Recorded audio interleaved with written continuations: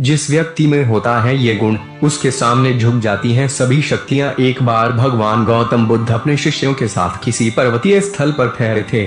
शाम के समय वे अपने एक शिष्य के साथ भ्रमण के लिए निकले। दोनों प्रकृति के मोहक दृश्य का आनंद ले रहे थे।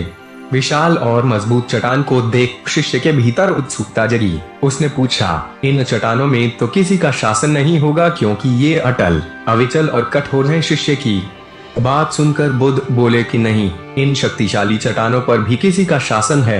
लोहे के प्रहार से इन चट्टानों के भी टुकड़े टुकड़े हो जाते हैं।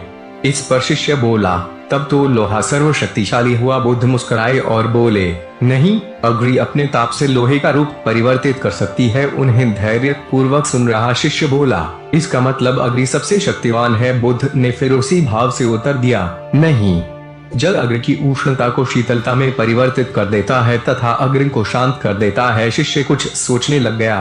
बुद्ध समझ गए थे कि उसकी जिज्ञासा अब भी पूरी तरह शांत नहीं हुई है। शिष्य ने फिर सवाल किया, आखिर जल पर किसका शासन है?